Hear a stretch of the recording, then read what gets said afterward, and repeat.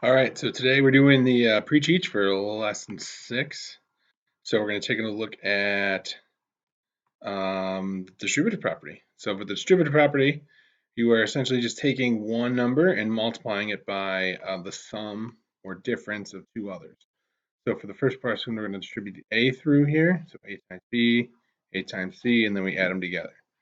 Okay, if the number's in the back, it's still the same thing. Like you can think about writing the number here in the front and then distributing. And then we're going to combine any like terms if there's anything left over.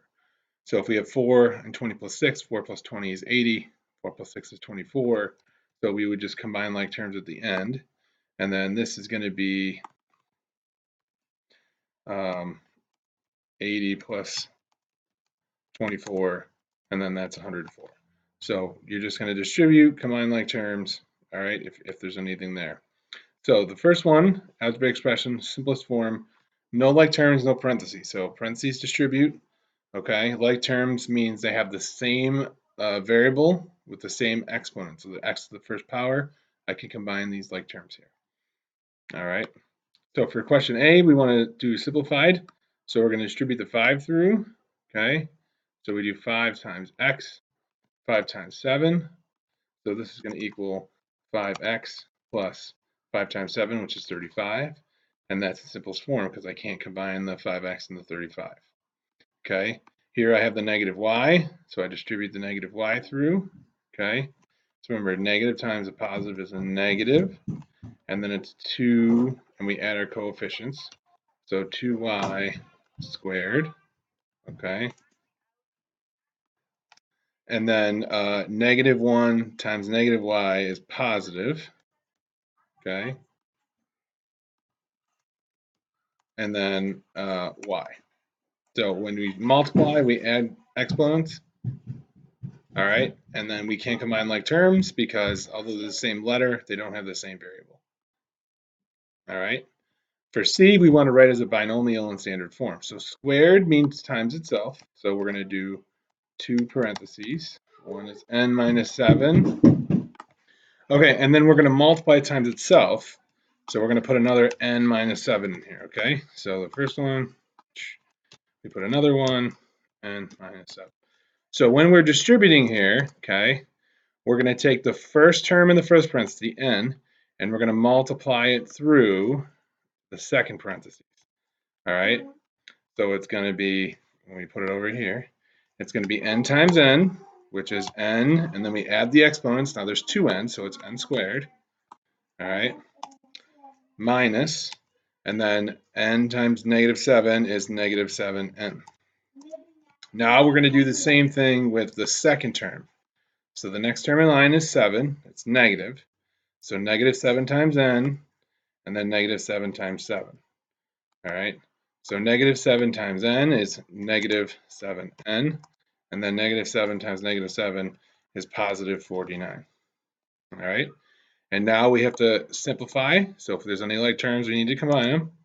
So we still have an n squared. Okay. That's going to stay there. All right. And then we have negative 7n and negative 7n is combined like terms. That's negative 14n. Okay, so minus 14n. And then plus 49. And that is in simplest standard form. All right. So there's two ways to kind of think about the distributive property. The first way is to just distribute the 4 through and solve. Okay. So if I distribute the 4, I'm going to get 4 times x, which is 4x, minus 4 times 5, which is 20, and then it equals 60. And then we would solve the equation from here. So in order to get the x by itself, we have to undo the order of operations. So we're going to add 20 to both sides. Okay. And then we are going to, simplify. So we combine like terms here. So the negative 20 positive 20 is going to give me 0. So 4x is left over. I get 80 on the other side. And then I'm just going to divide out by 4 here. Okay. All right. So, and then I'm going to have my final answer, which is x is equal to 20. Option 2 is instead of distributing the 4, I'm going to divide the 4 out. Okay. So I'll divide this side by 4 and that side by 4. No solution here is more correct than the other. It's just another way to do this. So the 4s are going to divide out, give me 1, and then 1 times x minus 5 just leaves me x minus 5. So the 4 just drops out. And then 60 divided by 4 is 15. And then I'm just going to add the 5 to both sides. Okay. And then we combine like terms here. All right. And I'm going to get x is equal to 20. All right. And so if we look at the next page here, the question is, can we use both of the options for this question?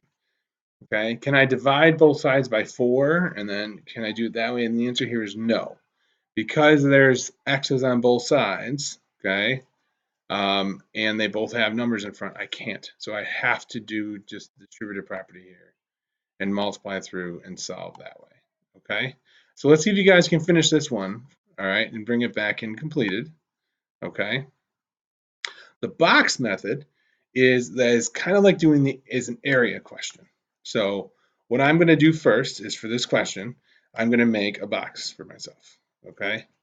And each side is going to be cut into the number of terms. So a term is separated by a plus or minus sign. So there's 2 terms here. So I'm going to cut this side in half. And the second one has 2 terms.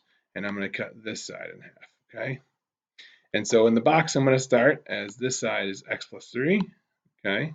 So x and then plus 3. So this is a positive 3 here. All right. And then this side is x minus 2. So x here and then negative 2. And then we're going to do the area. So I'm going to take this box, which is x times x, and this is going to become x squared. Okay. I do x times this column right here, which is negative 2. And so this is negative 2x. I do this 3 times this row x, so the column times row is positive 3x. And then I do 3 times negative 2, which gives me negative 6. And then all I'm going to do is basically add going down the diagonals here. So the first one here, it's the only one, is x squared. Okay. I have negative 3 plus negative 2, which gives me 1. So this is plus 1x, or just x.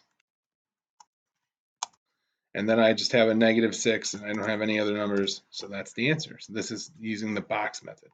So if you see here, we make box. This is 2 terms, so we cut it into this in half. This is 2 terms, we cut it here.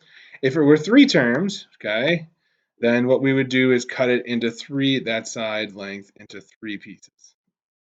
All right, so we'll do another one here. So if I take this, all right. So 2c minus 4, I'm going to cut this side into 2. And this is c plus 3. Now, if there's the third term, I would cut it into 3 parts, just like this. 1, 2, 3 for each term. It's only 2, so we'll just do 2 terms. And now I'm going to fill it in. So, right, so the first one is 2c. The next one is negative 4. Okay. We got this is c. And then we have a plus 3 over here. Okay. And then what I want to do is multiply. So 2c times c is 2c squared. Okay. C times negative 4 is negative 4c. 2c times 3 is 6c. And 3 times negative 4 is negative 12. And then I'm going to go ahead and combine like terms.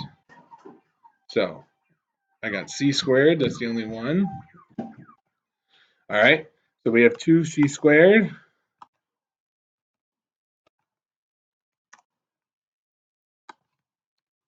Okay. And then we have 6c minus 4c. So that's positive 2c. And then we have a negative 12.